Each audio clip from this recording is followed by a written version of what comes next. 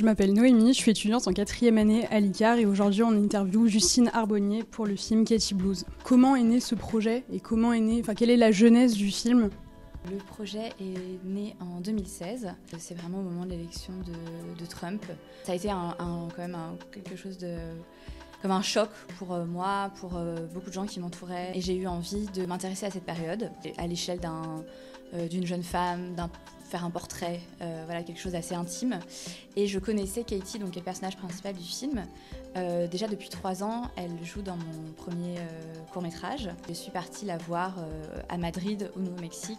J'ai commencé à la suivre à partir de ce moment-là. Donc le film raconte comment elle traverse ces différentes périodes personnelles avec comme toile de fond cette Amérique de Trump habitait beaucoup les esprits et les paysages. Comment ça s'est passé la rencontre avec Katy ? Si c'était donc antérieur à ce film, comment ça s'est passé ? Où vous vous êtes retrouvés ?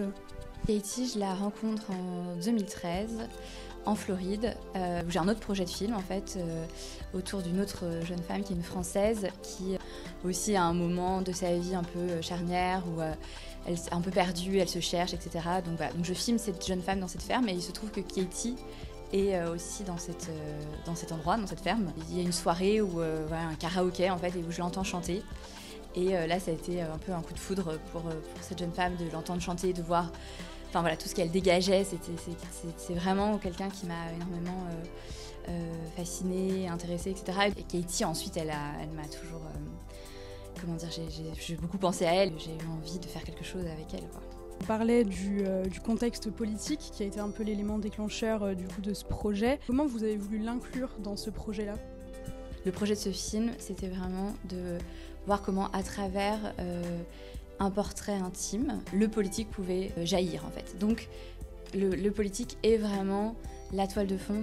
Mon questionnement était vraiment aussi de savoir comment ça habitait une vie, des émotions, des sensations, etc. Donc, dans la vie de Katy, ça se manifeste aussi bien de manière très concrète, c'est-à-dire qu'elle a des dettes étudiantes qu'elle n'arrive pas à rembourser et qui font qu'elle est comme ça dans un sorte de marasme et d'un immobilisme.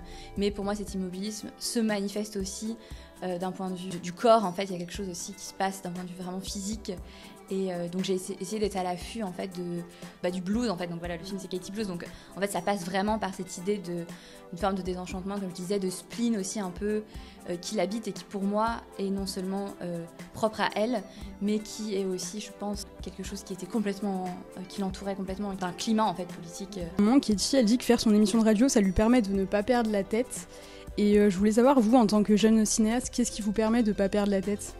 En fait, la réponse qui me paraît assez évidente, c'est de faire des films. Les choses sont difficiles et je me pose beaucoup de questions, etc. Et en fait, ce film, tout d'un coup, c'est vraiment aussi une manière d'explorer en fait aussi tous les démons qu'on peut avoir, tous les questionnements, etc. C'est aussi, je trouve, une manière de canaliser peut-être tout ça et donc et de donner essayer de trouver du sens, quoi. C'est vraiment ça. C'est que, moi, en tout cas, ce qui m'aide, c'est vraiment d'essayer de se dire qu'il y a un peu d'espoir et qu'on peut peut-être essayer d'organiser quelque chose, au moins le temps d'un film. Il y a un truc un peu aussi d'organiser les choses et